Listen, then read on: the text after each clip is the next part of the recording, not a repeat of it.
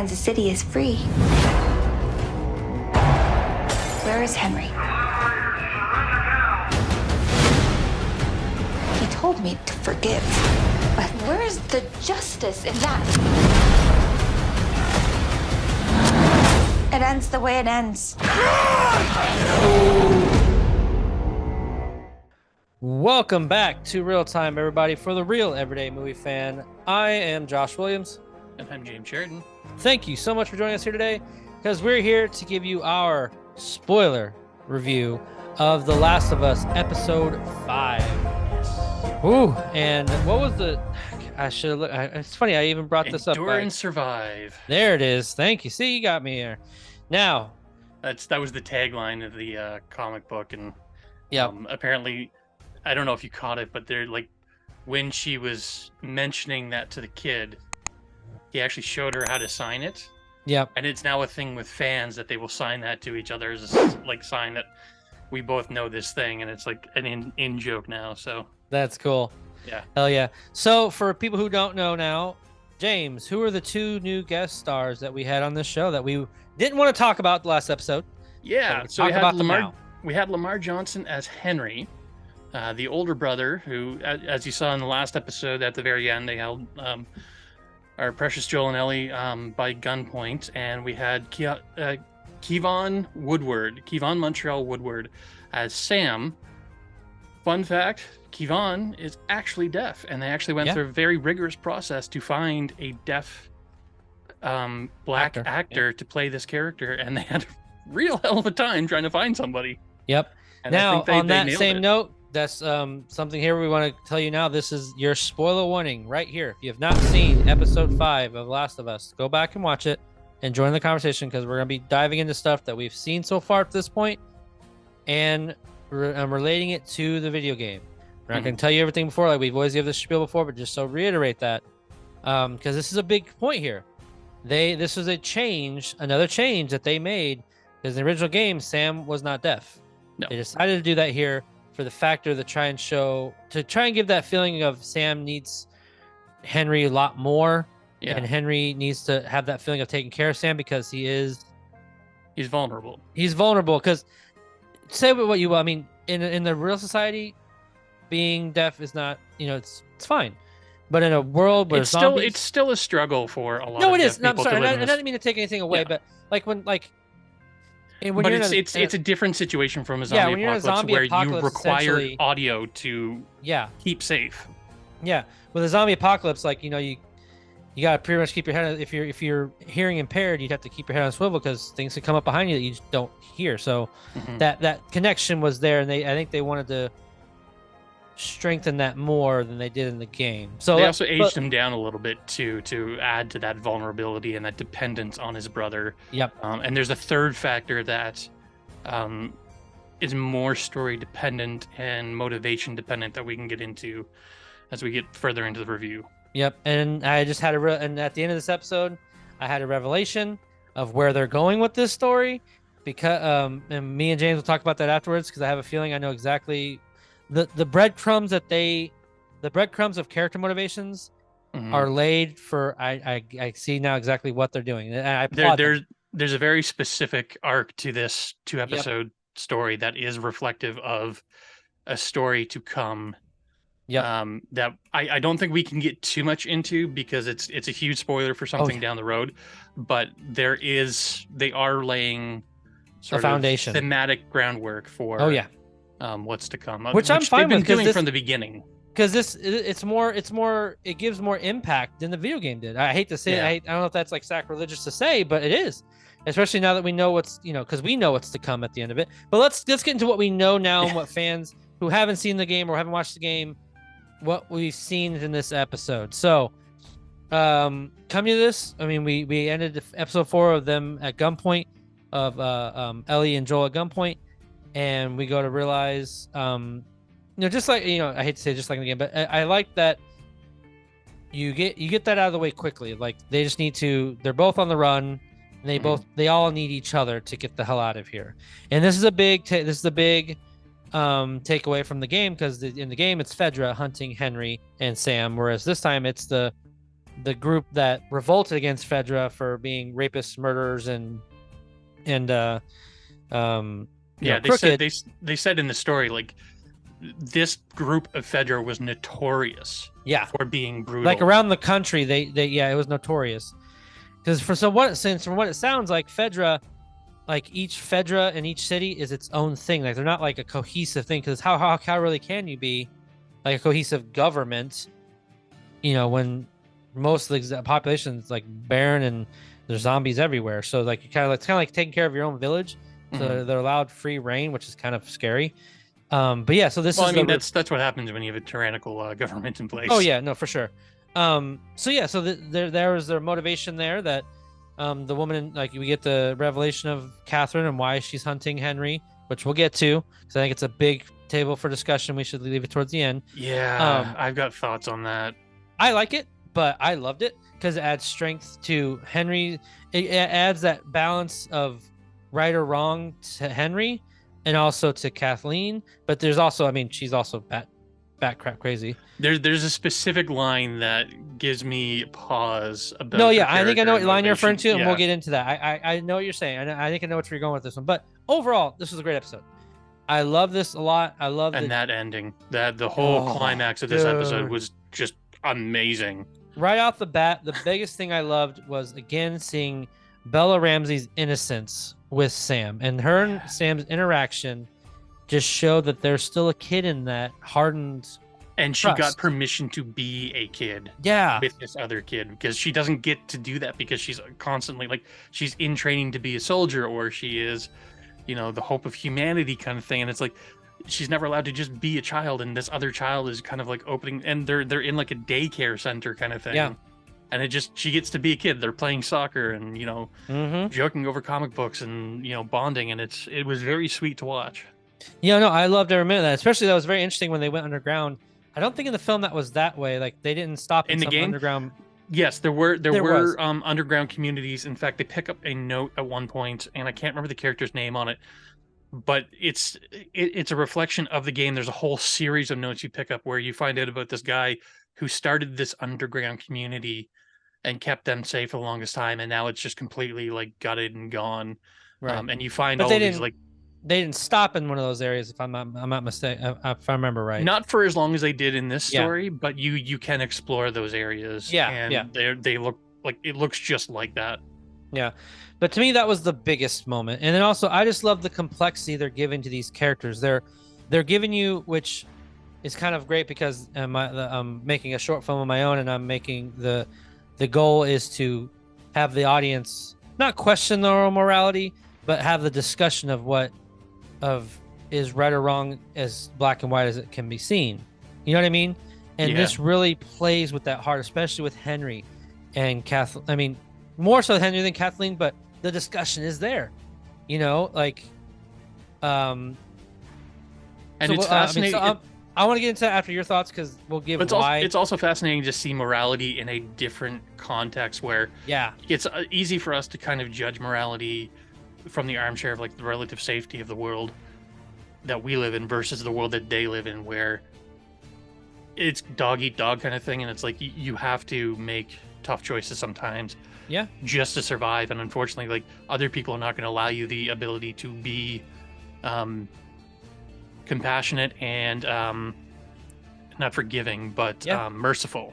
You cannot be merciful in this world, and unfortunately certain choices are reflective of that. And but yeah, anyway, like let's move on. So my score, real quick, I'll give my score and then I'll let you go into it, because I have two big things I want to discuss that are like my other favorite moments.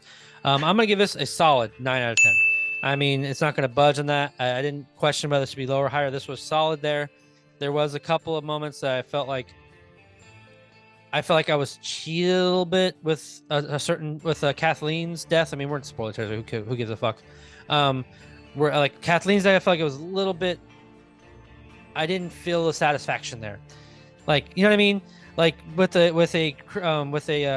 clicker killing her, I was like, I don't know. I wanted something else, but that was a little complaint with mine. I'll get another one later.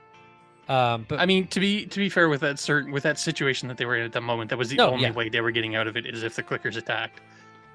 everybody, and like they could sneak away because they were, you know, held at gunpoint. They were outmanned, outnumbered, and it's like, Oh yeah. there's no way they were walking out of that situation without the clickers getting involved. But anyway, I'm gonna give this a 9 as Okay. well.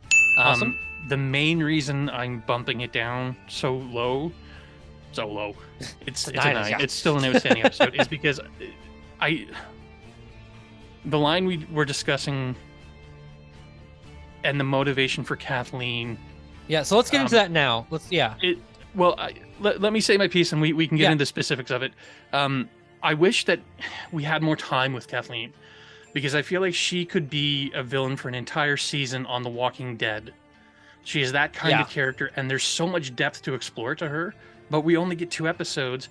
And like you said, her death is not terribly satisfying. I'm not bothered by her death so much as her motivation. And the line she says specifically is, kids die all the time.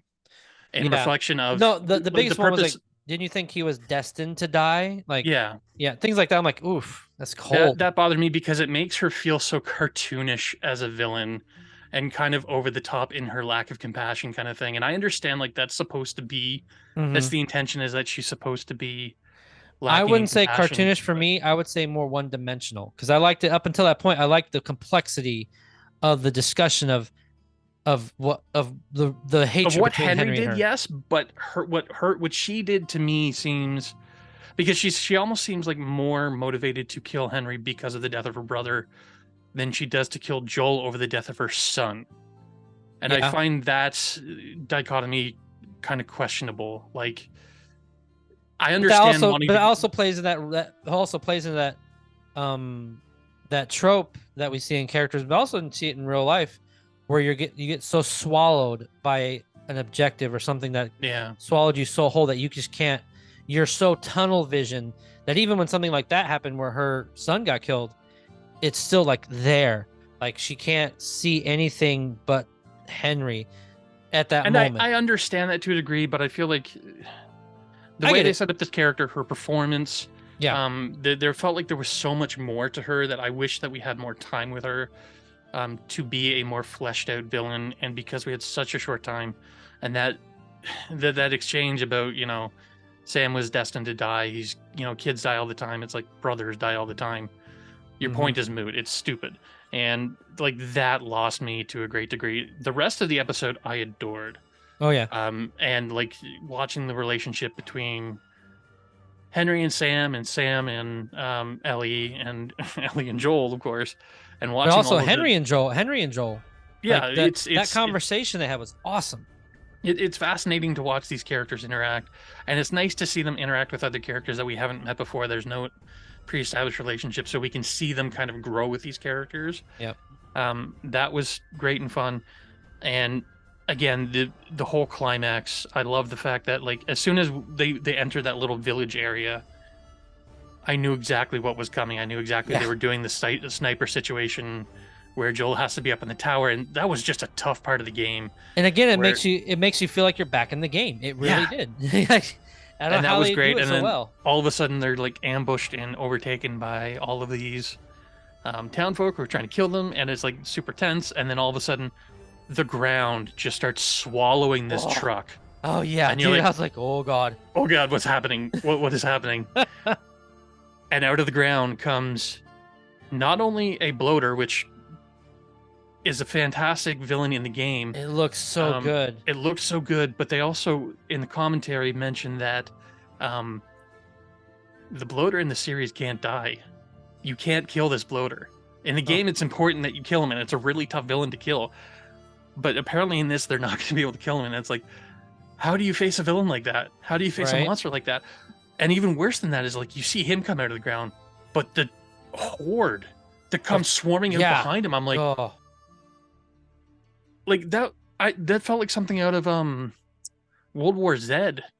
Yeah, like, just the massive amount of them, and then even worse than all of that, like, on top of a giant horde, on top of these killing humans, on top of a goddamn bloater, you've got this horrifying child clicker that is just murking people left and right, and then, like, creepily crawling in the truck, and it's like, that was the scariest thing Ellie, of all. That was so great. That was so creepy. I love that moment. That entire climax was just like bing, bang, boom, one thing after another, and it's like, was literally on the edge of my seat watching. I'm like, this is what I was waiting for in terms of action. And like, I love the story, don't get me wrong, the story is so important, the theming, the characters, the growth, all of that stuff. But in terms of the action, it's like everyone who's complaining that it's like a boring show because there's not much action, there's not much zombies, I'm like, there you go, you got a fucking clown car of them. I think they do that on purpose. Yeah. To like still sprinkle in that zombie, to know that they're still there and they're still a force to be reckoned with. And you get these just awesome moments of action and horror that it works so well. But yeah, so that's one of the interesting things that I wanted to get back into about Henry and Kathleen. So if you haven't figured it out,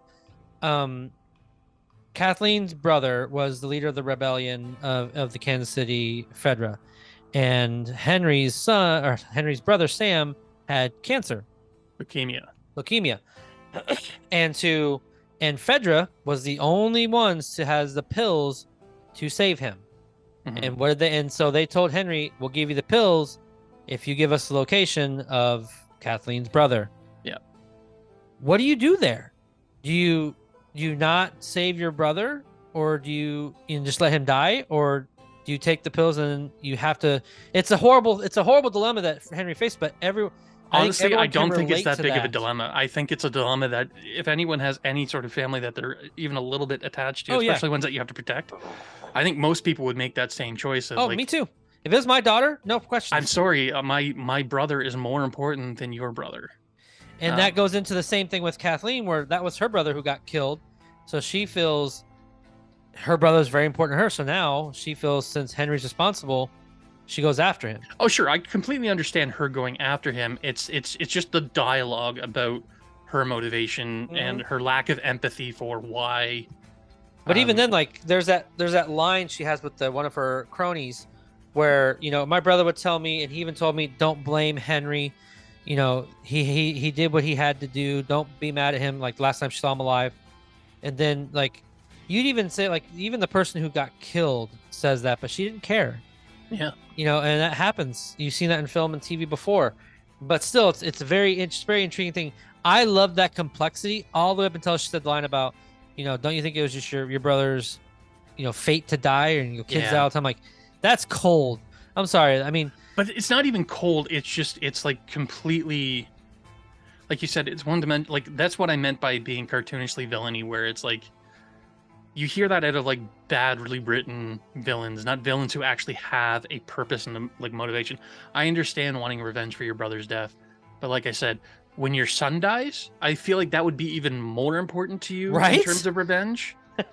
And it almost wasn't. It didn't matter to her, and I'm very confused by that. Yeah. And then to say that like your brother's death doesn't matter, because kids die all the time. I'm waffling on this when, like, I don't know. To me, it wasn't a very well written line. Yeah. Maybe someone can change my mind on that.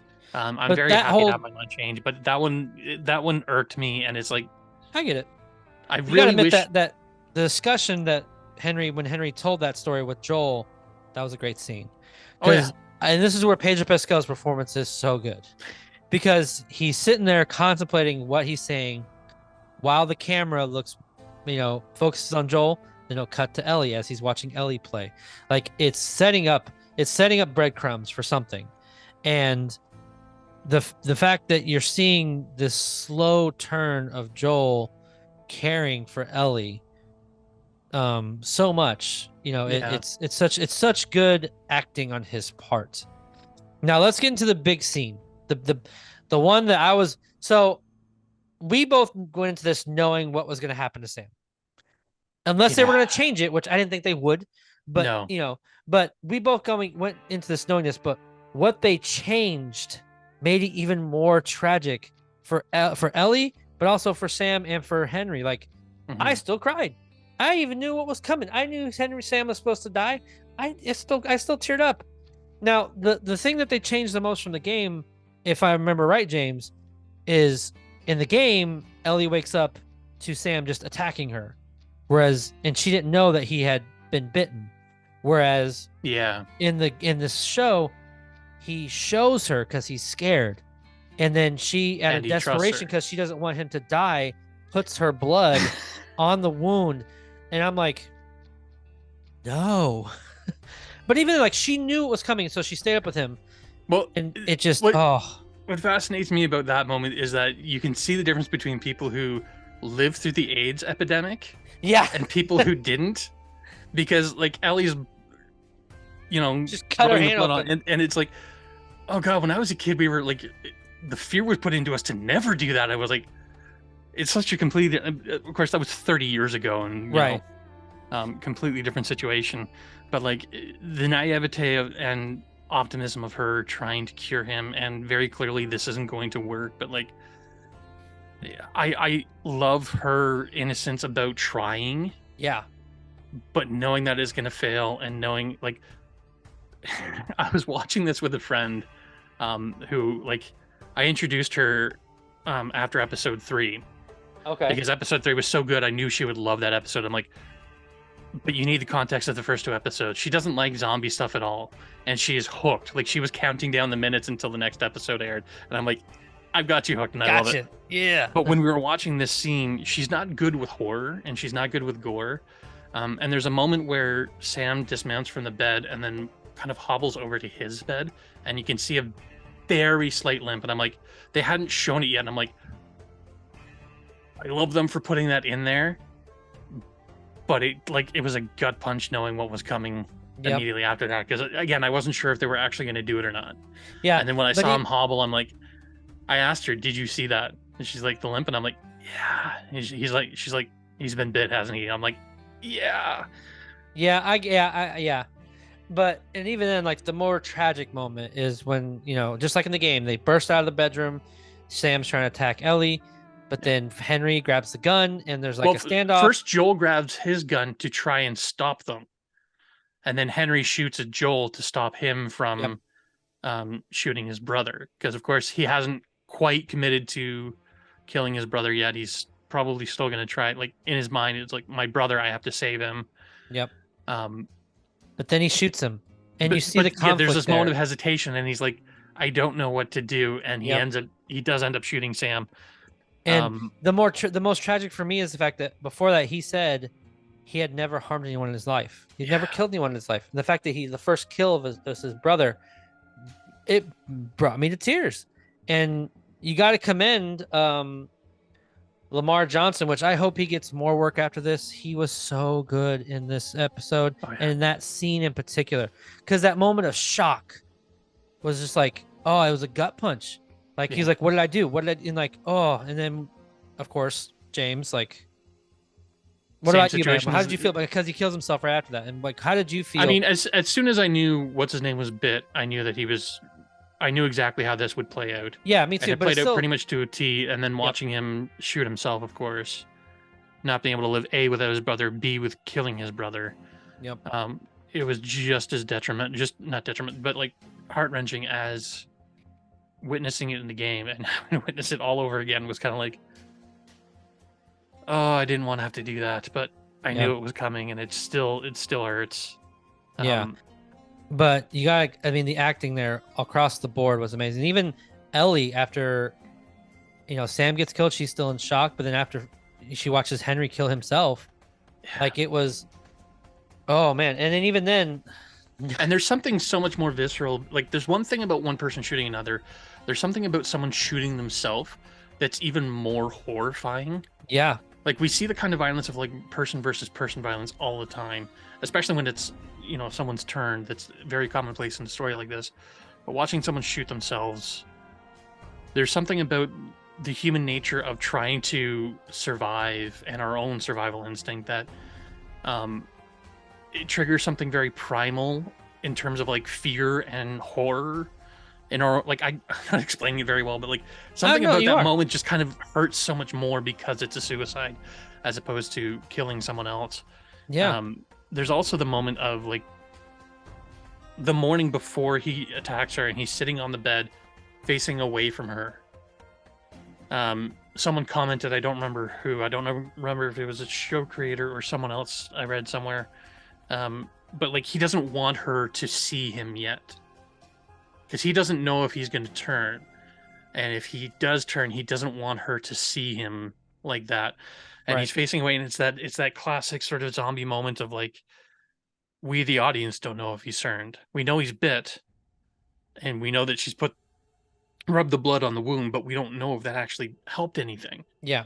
And that lingering moment of just watching this character sit there, I don't know, it stayed with me. And it moment just kind of watching him turn around and like attack her was just, yeah. And it stayed with me too, but me as a father, and even though this was his brother, it was like a father-son relationship because he's taking care of his brother.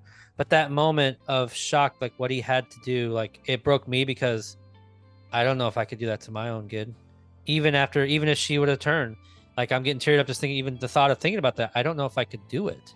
Yeah. You know, like it's such a, and that's a very common problem in zombie lore, is that it's easy to kill someone else's loved one. It's even harder to kill your own when they've turned, and it's like you have to remember that they're not in there anymore. They're gone. Yeah, it's very difficult. But let's go ahead and wrap up our thoughts, James. If you have any more, do you have anything else? There's still the burial too. Get into that. Because there's this moment. There's this moment in the burial which first of all they buried them, which I don't think we've seen them do at any other point. Nope. Because Tess gets completely destroyed. They didn't. They didn't bury Tess. They didn't bury Frank and his husband either. No, Frank and Bill, they left the bedroom alone. Yep, they were the best. So this is the first two. Yeah, you're right. Yeah, so we've not gotten used to that concept in this world of them burying them. Usually they burn the bodies, kind of thing, in these scenarios. But there's a moment where, like they're sort of standing by the graveside, and then Ellie very quickly turns and walks away. Yeah, and she's very quick to get out of there. She wants to leave this situation, and Joel kind of lingers.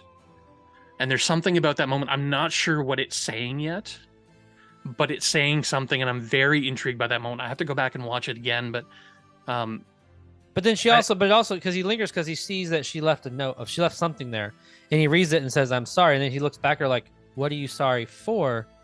Like he just looks confused, and he feels bad for her too because he feels like, he must feel that feels bad about what happened. But it's also fascinating role reversal because she's the one that would normally linger on things, and he's the one who's just kind of like, we move on, we survive, we go on to the next step, kind of thing. But if you realize, this is the first time that Ellie has really deeply connected with someone like Sam. Yeah, like she's trying to with Joel. She's trying her hardest, and she was sort of connecting with Tess, but Tess left them so quickly, too early. But this was the first time she really connected with someone, and that he died. So I think it was that she had to get out of there because she let someone in and now they're gone. Like that feeling of loss. It's probably just like Joel, because he does that. He did that after his daughter died. Wall, it looked like over time Wall came up super hard. Yeah. Of connecting with someone. That shows that duality of them as almost the same kind of person. And I'm very interested to see how that plays out, because I have a feeling that moment is going to be something that is factored into later events. I think so too. Again, I'm not connecting it thematically. I'm sure it's obvious to other people. It hadn't registered to me, but right. You know that this moment means something, and I'm very excited to see what they do with this. Oh yeah, because they don't waste moments in the show. It's like everything means something, and that's the kind of writing that I love. Like to me, having not every single line, but I would say so. Every single line that you say, every single plot point you bring in, character motivation has to mean something to the overall arcing of the story. And to me, that to me is pinnacle storytelling and story writing, as far as a screenplay and a script. And it does that. Everything has a meaning so far, and it's important. And I love that. Nothing's throwaway here. And again, like we said earlier, the theme of I'm going to point it out specifically, but not what it connects to. The vengeance of Kathleen and her motivation and what she's doing is going to be so important later on. Very reflective of certain characters and their paths. I know. Yep, I know where you're going with that. We're not going to say it. If you know, but just keep note of this episode and that arc and that character and that motivation. How that's reflected later on, because this is very intentionally supposed to be foreshadowing. Oh yeah, for sure. Of very very bad things to come. Crazy shit is gonna go down. Just know that. But I mean, that's the rest of the series. As crazy shit goes down. So let's wrap up our overall thoughts, James. For me, I mean, again, another home run for this. I haven't felt like there's been a miss with this season at all yet. Like you would think every once in a while, even like with Mandalorian, which I love the fucking Mandalorian so much. But I also have to admit, there's a couple episodes here and there like, I mean, it was a fun episode, but it wasn't like a necessity or like it wasn't like, you know what I mean? Like it wasn't necessarily a throwaway episode, but it wasn't like a home run like the rest. But this one, so far, every single episode has been a home run. Well, Like, episode 4, we did mention that it felt a little bit It slower did. because it wasn't a finished, like, this was the payoff to the first part of this 2-parter episode. Yeah. And we haven't had that yet. To me, it was like the Infinity War and the End Game. Yeah. It was like you had the beginning and you had the payoff. They coincide together. You know what I mean?